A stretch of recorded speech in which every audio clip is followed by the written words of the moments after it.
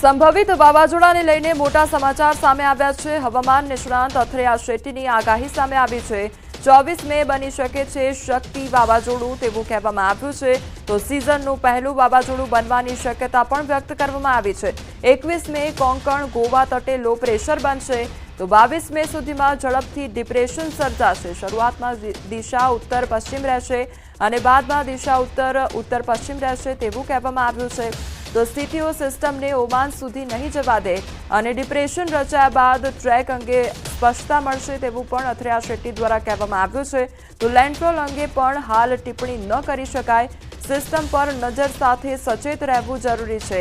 અથરેયાએ 2 મહિના પહેલા જ આગાહી કરી હતી। 26 માર્ચે વાવાઝોડું બનવાની દર્શાવી હતી શક્યતા।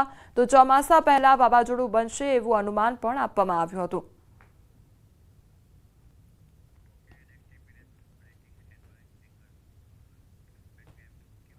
વડોદરા શહેરમાં ફરી એકવાર સામે આવી છે લવ જેહાદની ઘટના। સગીરાને લગ્નની લાલચ આપી દુષ્કર્મ આચરવામાં આવ્યું। વર્ષ 2023માં સગીરાને પોતાના ઘરે લઈ ગયો હતો। તો સગીરાને સિગારેટના ડામ દઈ ધર્મ પરિવર્તન કરવા દબાણ પણ કરવામાં આવ્યું। મોકો જોઈ સગીરા પોતાના ઘરે ભાગી આવી। તો મુખ્ય આરોપી તેના મિત્ર સાથે ઘરે આવી ધમકીઓ આપી। પોલીસે પોક્સો એક્ટ હેઠળ ગુનો નોંધી 3ની ધરપકડ કરી છે। તો લવ જેહાદની ફરી એક આ ઘટના સામે આવી છે। વડોદરાનો આ સમગ્ર મામલો સામે આવ્યો છે કે જ્યાં દબાણ કરીને આજે યુવતી હતી સગીરા હતી તેને લઈ જવામાં આવી હતી અને સિગારેટના ડામ પણ દેવામાં આવ્યા હતા અને ડામ દઈને ધર્મ પરિવર્તન કરવા માટે દબાણ કરવામાં આવ્યું હતું। તો વડોદરા શહેરમાં ફરી એકવાર આ લવ જેહાદની ઘટના સામે આવી છે। સગીરાને લગ્નની લાલચ આપી દુષ્કર્મ આચર્યું હતું। તો વર્ષ 2023માં સગીરાને પોતાના ઘરે લઈ ગયો હતો। સંવાદદાતા હાર્દિક અમારી સાથે જોડાઈ ગયા છે। હાર્દિક, વડોદરાની આ લવ જેહાદની ફરી એક ઘટના, શું અપડેટ? બિલકુલ, જો ઘટનાની વાત કરીએ તો મુખ્ય આરોપી જે સોહિલ પઠાણ છે તે રિક્ષા ચાલક છે અને અવારનવાર સગીરા જે છે તેની રિક્ષામાં બેસીને અવર જવર કરતી હતી। એ દરમિયાન તે બંને સંપર્કમાં આવ્યા હતા અને આ જે સોહિલ પઠાણ છે તેના દ્વારા સગીરાને પોતાના પ્રેમ જાળમાં ફસાવવામાં આવી હતી અને ત્યારબાદ લગ્નના વચનો જે છે તે આપવામાં આવ્યા હતા અને ત્યારબાદ લગભગ 2023માં આ જે સોહિલ છે તે સગીરાને પોતાના ઘરે લઈ ગયો હતો અને ત્યારબાદ તેની સાથે મારઝૂડ શરૂ કરી હતી અને ધર્મ પરિવર્તન માટે ધમકાવી હતી અને સગીરા જો તાબે ના થાય તો તેને સિગરેટના ડામ જે છે તે આપવામાં આવતા હતા। સોહિલ પઠાણ જે છે તે ઘરે હાજર નહોતો। એ દરમિયાન સગીરા જેમ તેમ કરીને ત્યાંથી ભાગી છૂટી હતી અને પોતાના નાનીના ઘરે ગઈ હતી અને નાનીને પોતાની આપવીતી જે છે તેને વર્ણવી હતી। ત્યારબાદ જે સમગ્ર ઘટનાક્રમ છે તેનો ભાંડાફોડ થયો હતો। તેઓ સોહિલ પઠાણ તેના જે 2 મિત્ર છે ફહીમ એફીમવાલા તથા જે જુનેદ મલેક છે તેઓ સગીરાની નાનીના ઘરે ગયા હતા અને તેમને પણ જાનથી મારી નાખવાની ધમકી જે છે તે આપી હતી। જેના કારણે આજે ત્રિપુટી છે તેનાથી કંટાળીને પરિવારજનોએ કપુરાઈ પોલીસ સ્ટેશનમાં ફરિયાદ દાખલ કરાવી છે અને કપુરાઈ પોલીસે પોક્સો એક્ટ હેઠળ આ ત્રણેય વિરુદ્ધ ગુનો દાખલ કર્યો છે અને સમગ્ર મામલે ઝીણવટભરી તપાસ જે છે હાથ ધરી છે। હાલ પોલીસે ત્રણેય આરોપીઓને ઝડપી પાડ્યા છે અને તેમની પૂછપરછ જે છે તે પોલીસ દ્વારા કરવામાં આવી રહી છે। જી હાર્દિક, સમગ્ર માહિતી બદલ આપનો આભાર। અમદાવાદના ચંડોળા તળાવ પાસે ડિમોલિશન પાર્ટ 2નો આજે બીજો દિવસ છે અને બીજા દિવસે પણ તળાવ પાસે દબાણ હટાવવાની કામગીરી યથાવત જોવા મળી રહી છે। આજે વધુ 5000 દબાણ દૂર કરવામાં આવશે। અત્યાર સુધીમાં 80% કામગીરી પૂર્ણ કરવામાં આવી છે। 4000 બાંધકામો તોડી પાડવામાં આવ્યા છે અને અંદાજ કરતાં વધુ ઝડપથી કામગીરી થઈ રહી છે। ત્યારે પાર્ટ 2માં 2.5 લાખ ચોરસ મીટર વિસ્તાર ખુલ્લો કરવામાં આવશે। અગાઉ પાર્ટ 1માં 1.5 લાખ ચોરસ મીટર વિસ્તાર ખુલ્લો કરવામાં આવ્યો હતો।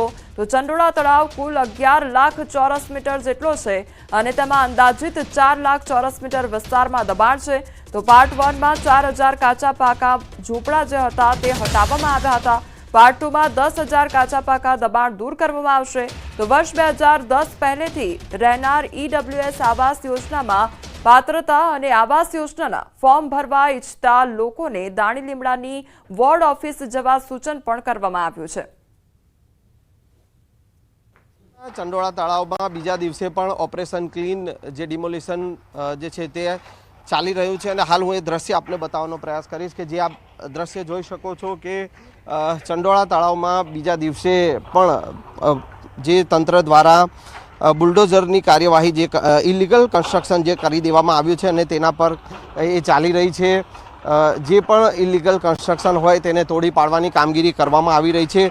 ગઈકાલથી જે આ ઇલીગલ કન્સ્ટ્રક્શન તોડી પાડવા માટે ઓપરેશન ડિમોલિશન પાર્ટ 2 જે શરૂ કરવામાં આવ્યો હતો અને તેમાં અંદાજે 3000થી પણ વધુ પોલીસ જવાનો અને એસઆરપીના જવાનોને કાયદો અને વ્યવસ્થાની સ્થિતિને કાયમ રાખવા માટે જે છે તે અહીંયા તૈનાત કરવામાં આવ્યા હતા. સાથે સાથે 2000થી પણ વધુ અમદાવાદ મ્યુનિસિપલ કોર્પોરેશનના કર્મચારીઓ જે છે કે તેઓને પણ અહીંયા આ ડિમોલિશનની કાર્યવાહીમાં રાખવામાં આવ્યા છે. 50થી પણ વધુ જેસીબી અને હિટાચી મશીન જે છે તેના દ્વારા આ તમામ જે કહી શકાય કે તળાવના એરિયામાં જે ઇલીગલ કન્સ્ટ્રક્શન જે કરી દેવામાં આવ્યું છે ને તેને તોડી પાડવા માટેની જે કામગીરી કરવામાં આવી રહી છે. અને ગઈકાલે જે પ્રકારે તંત્ર દ્વારા પણ દાવો કરવામાં આવ્યો હતો કે 80% જે કામગીરી જે છે તે ડિમોલિશનની પૂર્ણ કરી દેવાય છે. હજુ 2-3 દિવસ આ ડિમોલિશનની કામગીરી ચાલશે અને બાકીની જે 20% જે કામગીરી જે છે તે ઇલીગલ જે કન્સ્ટ્રક્શન જે કરવામાં આવ્યું છે અને તેને તોડી પાડવાની કામગીરી જે છે તે અત્યારે કરવામાં આવી રહી છે.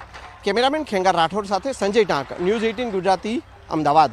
અમદાવાદ શહેરના ચુનરા તળાવ ખાતે ડિમોલેશન પાર્ટ 2 છે તે ગઈકાલથી જ શરૂ થયું છે. આજે પણ અનેક એવા જે ધાર્મિક સ્થળો હતા તેના ઉપર સરકારનું બુલડોઝર છે તે ફરી રહ્યું છે. આપ દૃશ્યમાં જોઈ શકો છો કે કઈ રીતે અમદાવાદ શહેરના જે ચંડોળા તળાવ છે તેની ફરતીકોર અનેક એવા ધાર્મિક સ્થળો હતા જે અંદાજ માનવામાં આવી રહ્યું છે કે 20થી પણ વધુ જે ધાર્મિક સ્થળો આવેલા હતા એ ધાર્મિક સ્થળોને હાલ જમીનદોસ્ત કરવામાં આવેલા છે. કારણ કે આ તમામ જે ધાર્મિક સ્થળો હતા તેની અંદર મસ્જિદોનો પણ સમાવેશ છે અને હિન્દુ મંદિરોનો પણ સમાવેશ થઈ રહ્યો છે.